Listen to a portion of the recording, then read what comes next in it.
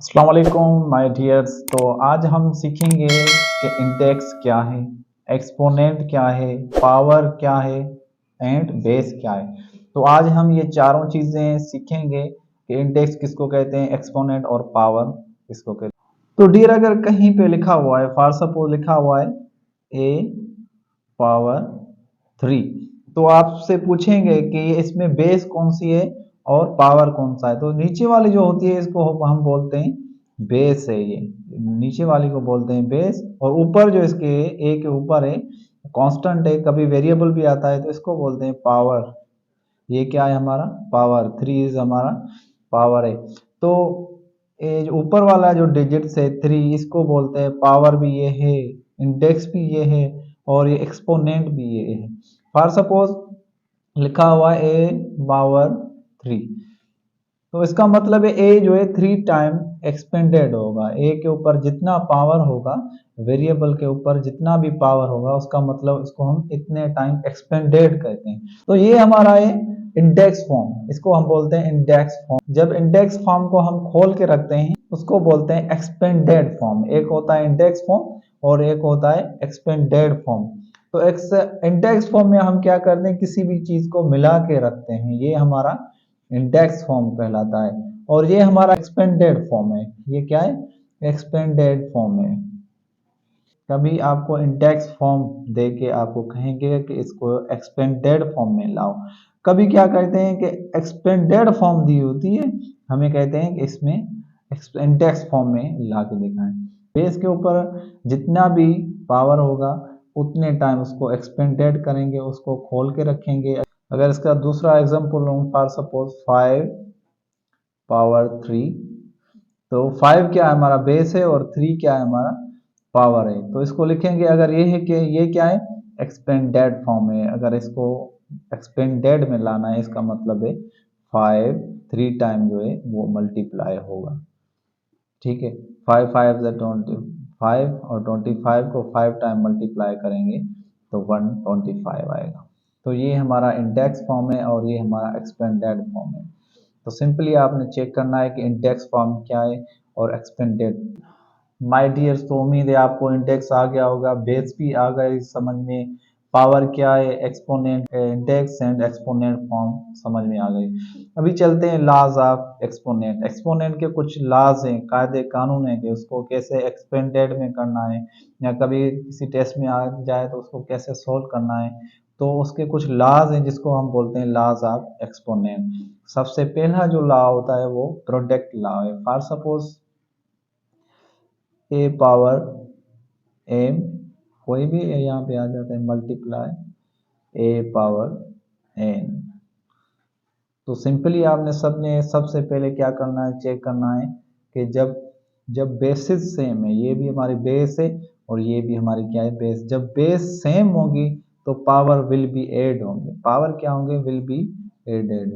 Base जितनी भी होंगी वह हम मिला के एक ही बेस रखेंगे और पावर को आपस में क्या करेंगे, ऐड करेंगे, एम प्लस एन। अगर मैं वेरिएबल की तरफ आ जाए, एक एग्जांपल वेरिएबल की तरफ, for suppose 5 power 3 multiply 5 power 8। तो आपने चेक करना है कि बेस क्या है, दोनों की बेस बिल्कुल सेम है, इक्वल टू बेस मिला के एक रखेंगे और पावर आपस में क्या करेंगे, ऐड करेंगे। थर्ड स्टेप में आ गए, 5 3 प्लस 8 इक्वल टू 11। ये इसका आंसर है।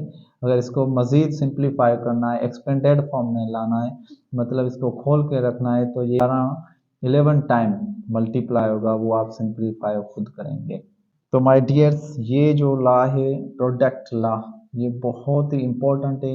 इस पर आपने वर्क करना है कि जब बेस सेम हो तो पावर आपस में क्या होंगे, ऐड होंगे, चाहे वो वेरिएबल है।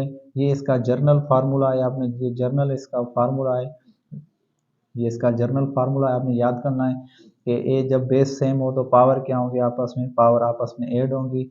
एक मैंने वेरिएबल पे एग्जांपल दिया, एक कांस्टेंट पे दिया है। तो लास्ट में हमारा जो दूसरा लॉ होता है वो क्वेश्चन लॉ होता है। क्वेश्चन लॉ में क्या होता है, कोई भी चीज़ डिवाइड में दी होती है, हम उसको मल्टीप्लाई में तब्दील करते हैं। For suppose a power m और ए पावर एन। ठीक है, तो इसको बोलते हैं क्वेश्चन ला। इसको कैसे सिंप्लीफाई करेंगे, ये पहले वाली वैल्यू बिल्कुल सेम रखेंगे, ए पावर एम। अब डिवाइड को क्या करना है, इस वाले डिवाइड को हम मल्टीप्लाई में तब्दील करते हैं, डिवाइड को मल्टीप्लाई में तब्दील किया, थर्ड में और नीचे वाली वैल्यू को ऊपर लेके आते हैं। ऊपर जब नीचे वाली वैल्यू को ऊपर लाते हैं, उसकी जो बेस है वो बिल्कुल सेम रहती है, लेकिन उसके पावर पर अफेक्ट पड़ता है। अगर पावर यहाँ पे माइनस में हो तो ऊपर आके प्लस हो जाएगा, अगर प्लस है तो यहाँ पे आके क्या होगा, माइनस में। तो यहाँ पे प्लस में है तो यहाँ पे आके माइनस में होगा। तो ये क्वेश्चन ला का जर्नल फार्मूला आपने जहन में रखना है। कोई भी चीज़ आपको डिवाइड में दी गई हो तो सबसे पहले पहली वैल्यू आप बिल्कुल सेम रखेंगे, डिवाइड को आपने क्या करना है, मल्टीप्लाई में तब्दील करना है, और थर्ड स्टेप में आपने क्या करना है, नीचे वाली वैल्यू को ऊपर लेके आएंगे। जब ऊपर लेके आएंगे तो प्लस माइनस का ख्याल रखना है। अगर मैं जनरली लेके आता हूँ 5 के ऊपर पावर है 8 और 5 के ऊपर पावर है 3, तो आपने सबसे पहले चेक करना है कि दोनों की बेस क्या है, बेसिस सेम है, तभी ये हमारा जो ला है काम में होगा। तो पहली वैल्यू को हम बिल्कुल सेम रखेंगे, 5 के ऊपर पावर 8, डिवाइड को मल्टीप्लाई में तब्दील किया, चेंज किया, और 5 सेकंड वैल्यू को लेके आएंगे तो सेकंड वैल्यू के पावर पर अफेक्ट पड़ेगा। तो थर्ड स्टेप में हम इसको सोल्व करेंगे। हम सीख के आएंगे जब बेसिस सेम है तो पावर आपस में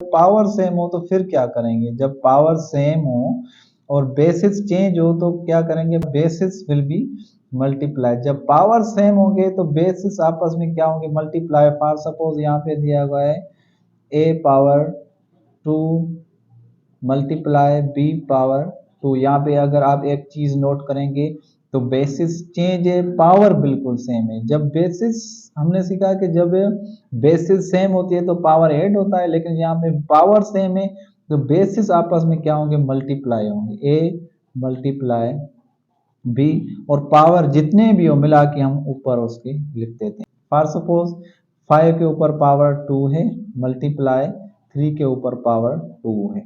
ठीक है, तो इसको कैसे सोल्व, यहाँ पे एक चीज नोट की होगी कि बेसिस चेंज है दोनों की और पावर बिल्कुल सेम है। जब बेसिस चेंज हो पावर सेम हो तो क्या होगा, आपस में मल्टीप्लाई होंगे, 3 मल्टीप्लाई 5 मल्टीप्लाई 3 ऊपर पावर लगा दी। अगर मजीद इसको सिंप्लीफाई करेंगे, 5 को 3 टाइम मल्टीप्लाई किया तो आया गया 15। इसको मजीद सिंप्लीफाई करेंगे तो आपका आंसर निकल आ जाए। तो हमने सीखा कि जब बेसिस सेम हो तो पावर विल बी ऐड, जब पावर सेम हो तो बेसिस विल बी मल्टीप्लाई।